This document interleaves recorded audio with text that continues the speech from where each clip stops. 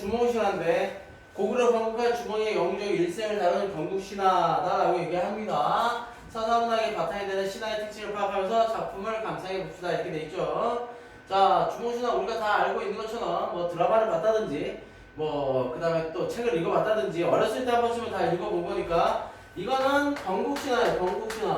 고구려를 건국한 건국에 대해서 얘기하는 건국신화고 그 다음에 영웅소설, 영웅소설의 면모를 담고 있다라고 보통 이야기를 하기 때문에 영웅소설의 형식도 영웅소설의 형식을 따릅니다. 그래서 영웅소설의 형식을 첫 번째로 보면은 뭐냐면 기이한 출생이 들어가고 그 다음에 보통 비범한 능력을 갖게 돼요. 그래서 비범한 능력을 갖게 되는데 이 비범한 능력을 갖게 되는 동시에 비범한 능력이 시기와는 고난과 시련을 겪게 되는 거고 그 다음에 네 번째 이런 고난과 시련을 겪게 되는데 이걸 극복하는 조력자가 등장을 하게 되고 다시 5번이 고난과 시련을 겪게 되는 거고 6번은 극복을 하면서 결국엔 성공을 하게 되는 내용을 담고 있는데 이런 모습을 갖고 있는 게 이 주몽신화예요. 그래서 주몽신화의 성격 중에 하나가 들어가는 게 뭐냐면 바로 영웅적인 특징을 지니고 있다. 영웅적이다. 이렇게 얘기하는 게 되어 있습니다. 알겠죠?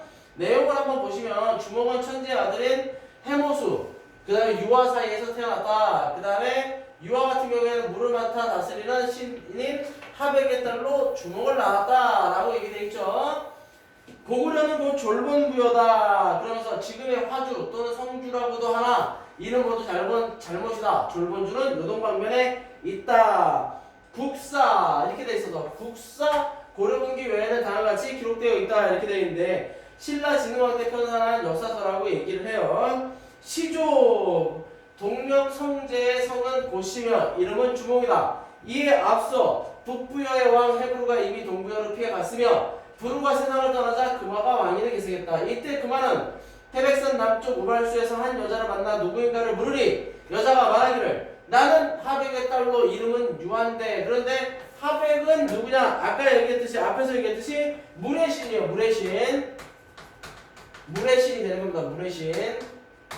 물의 신의 딸로 유한데 여러 아우들과 돈내고 있을 때 한 남자가 나타나 자기는 천지의 아들 해모수라고 하면서 나를 웅시산 및 압록강가에 있는 집수로 깨워 남몰래 정을 통해 놓고 가서는 돌아오지 않았습니다 라고 얘기하는 거예요. 그런데 하늘이잖아요. 천신이죠. 천신. 그래서 우리가 태양의 신, 뭐 하늘의 신 이렇게 얘기하는데 이 과정을 보면 주몽은 결국에 주몽이 태어나게 된 이 과정은 하늘과 물의 결합, 물은 뭐 땅이다라고 볼 수도 있겠죠. 이 결합이다라고 보는 거예요. 무슨 얘기인지 알겠죠? 그래서 이걸 통해서 아까 얘기했던 기이한 출생, 그래서 말 그대로 신성한 고귀한 혈통, 신성한 혈통을 강조하는 거예요. 신성성을 강조하는 거죠. 그 다음에 고귀한 혈통임을 강조하는 거예요. 무슨 얘기인지 알겠죠? 그래서 우리 부모는 내가 준비도 없이 오인한 것을 꾸짖어 마침내 이곳으로 귀향을 보낸 것입니다.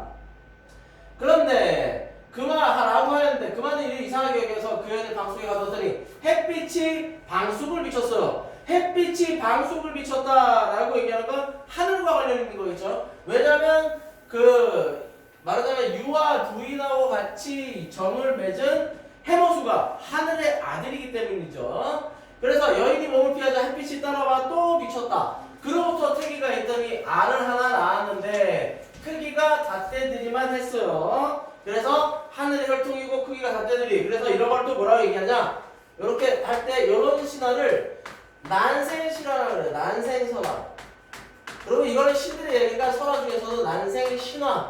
그래서 대표적인 우리나라의 난생신화에 있는 것들이 바로 밀양박씨의 시조가 되는 박혁거세, 그 다음에 또 김할제라든지 이런 인물들이 등장하고 또 뭐 김해김씨의 시조인 김수로왕, 우리가 구지가라든지 이런 작품 중에서 볼 수 있는 거. 그래서 우리나라의 신화는 대부분 난생신화예요. 자, 왕은 그것을 버려 개와 대징에 주었으나 모두 먹지를 않았다. 그래서 길에 내다버리게 하였더니 소와 말이 모두 그 알을 피해서 지나갔다. 또 들에 내다버리니 새와 짐승이 오히려 덮어졌다. 이렇게 얘기하면 여기서는 개와 대징에게 주었으나 먹지 않았고 길에 내다버리게 했는데 소와 말이 모두 그 알을 피해서 지나갔고 들에 내다버리니 새와 짐승이 오히려 덮어졌어요. 그러니까 이런 것들은 바로 조력자의 일부분이라고 볼 수도 있어요. 알겠죠? 이제 이에 왕이 아래쪽에 보려고 했으나 깨뜨릴 수가 없어 마침내 그 어머니에게 다시 돌려주었다. 그 어머니는 알을 물건으로 싸서 따스한 곳에 뒀더니 하나이가 거실을 깨고 나는데 골격과 애양이 영특하고 기이하였다 라고 해서 이런 부분을 통해서 바로 비범한, 그러니까 주몽이 비범한 능력을 가진 신성한 존재라는 거, 주몽의 신성성을 강조하는 거예요. 나의 경우 7살의 기골이 준수하니 범인과 달랐다. 또 이 부분도 마찬가지겠죠. 이 부분도 마찬가지로 이 부분을 통해서 말 그대로 기이한 능력, 비범한 능력을 얘기하는 거예요. 스스로 활과 화살을 만들어 쏘는데 100번 쏘면 100번 다 적중하였다. 이것도 마찬가지로 비범한 능력이겠죠. 그 나라의 풍속에 활을 잘 쏘는 사람을 주몽이라 하는데 이런 연주를 해서 그는 주몽이라 이름하였다. 그래서 여기서는 이름의 유래가 나오는 거야. 이름의 유래. 그럼 주몽이라 이름의 의미는 뭐냐? 활을 잘 쏘는 사람, 이렇게 얘기할 수 있는 거예요. 알겠죠? 자, 그러면서 금화에게는 아들이 7이 있었는데 언제나 주몽과 함께 놀았으나 그 재능이 주몽을 따르지 못했다. 이에 장자의 큰아들 대소가 왕께 아뢰었다. 주몽은 사람이 낳은 자식이 아닌 일시가 없애지 않으면 후환이 있을까? 두렵습니다 라고 얘기를 했죠. 그래서 금화의 아들들이 시기하죠. 바로 주몽의 고난을 암시하는 거예요. 고난과 시련을 암시한다라고 생각하시면 되겠어요. 그러나 왕은 듣지 않고 주몽을 시켜 말을 기르게 했다. 주몽은 그 좋은 말을 알아보았다. 그러면서 좋은 말은 일부러 먹이를 적게 주고 여의게 하고 나쁜 말은 먹이를 많이 주고 살찌게 했다. 왕은 살찐 말을 잘했다고 여의 말은 주몽에게 줬다. 그래서 이 모습을 통해서 주몽이 비범한 능력을 갖고 있다는 거, 신비한 재주를 갖고 있었다는 걸 또 알겠고 하는 거예요. 앞날을 내다보는 거죠. 왕의 여러 아들과 여러 신하들이 주몽을 죽이려고 하니 주몽의 어머니가 이 사실을 미리 알아차리고 주몽에게 이르기를, 자 마찬가지로 주몽의 어머니도 조력자라고 볼 수 있어요.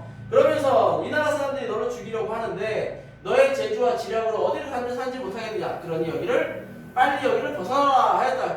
그리하여 주몽은 오이 등 세 사람, 조력자죠, 세 사람 중을 벗으로 삼아 함께 도망하였는데 언수에 이르러 물을 향해 고하기를 나는 천지의 손자며 하백의 외손자다. 오늘 동항에 가는데 뒤쫓는 자들이 거의 닥치게 됐으니 이를 어찌하리요 하였다. 이에 물고기와 자라가 솟아올라 다리를 만들어주어 그들을 건너게 한 다음 흩어졌다. 이로써 뒤쫓아오던 기마병을 건너지 못하고 주몽은 무사히 졸봉군의 지금의 말하는 현도군의 지경에 이르러 이곳에 도움을 청하였는데 요동 쪽에 있는 거예요. 요동 쪽에. 그러나 미처 궁실을 지을 겨를이 없어 다만 비루스 위에 집을 지어 거주하면서 국호를 고구려라 하였다 라고 얘기하는 겁니다. 그리고 또 인하여 고로성을 삼았다 라고 얘기를 하는 거고요. 그러면서 여기서 위협을 달성하게 되는 게 나오는 거죠. 위협의 달성. 아까 얘기했듯이 고난을 극복하고 성공하는 겁니다. 이때 나이가 12세였는데 한나라 효원제 건소 2년 갓신의 즉위하여 왕이라 이끌었다. 고구려가 제일 우승한 때 21만 508호나 되었다더라 라고 얘기해서 주몽이 시조가 되었다는 걸 얘기해주는 내용입니다. 알겠죠? 무슨 얘기인지 정확하게 잘 기억하시면 별로 어려운 내용 아니에요. 우리가 드라마라든지 그다음에 하도 어렸을 때부터 많이 들어본 얘기이기 때문에 쉽게 이해할 수가 있게 됩니다.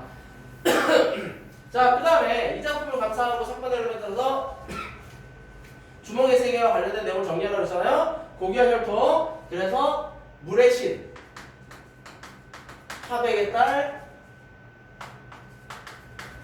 유아와 천재의 신,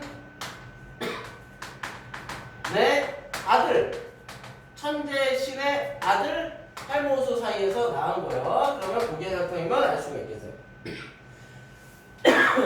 미안해요. 비정상적 출생, 난생이라는 거죠. 난생, 아래에서 태어났어요. 그런 것들이 비정상적 출생이다라고 볼 수 있고요. 그 다음에 금왕이 유아가 낳은 아들 기하게 대답하는데 비범한 능력. 그 다음에 여러 동물들이 지켜주게 되고, 그 다음에 비범한 능력은 뭐가 있어요? 바로 말하자면 태어날 때부터 기골이 장대했고, 그 다음에 체격이 좋은 거죠. 그리고 활을 잘 쏜 거예요.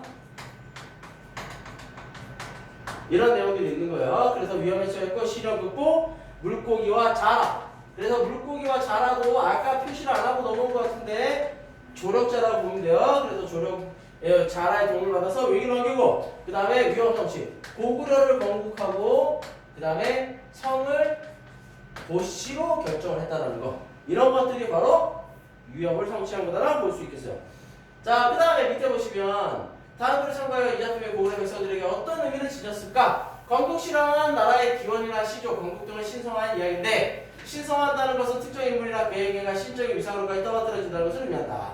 건국시라는 특정 인물이 나라 세웠다는 역사 사실에 기반을 둔 이야기면서도 그 인물의 건국 행위를 신성하고 그를 신격한 이야기라고 할 수가 있다. 그러니까 어떤 의미를 가지게 되는 거예요? 바로 신성한 인물이 통치하는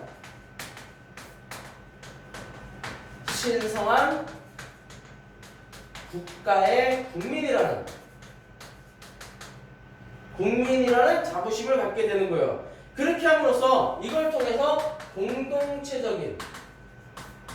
공동체적 일체감을 가질 수 있게끔 만들어주는 거예요. 그러면서 또 우월감도 가질 수 있게 하는 거고요. 이런 걸 잘못 쓰면 히틀러 같은 인간들이 되는 거예요. 알겠죠? 자, 그러면서 또 이 뒤에 보면 당군신화가 나와요. 그래서 당군신화, 신화 속 주인공의 특성을 주몽신화와 비교해보자 하는데 당군신화에서 나오는 등장인물들하고 비슷한 것들을 우리가 굳이 꼬집어 보자면 내용이 여기 보면 신화 속 주인공의 특성이다라는 건데 뭐가 있겠어요? 말 그대로 신비한 능력을 가졌다라는 거, 그 다음에 어떤 위협을 달성했다는 거, 이런 것들이 있게 되는 거고.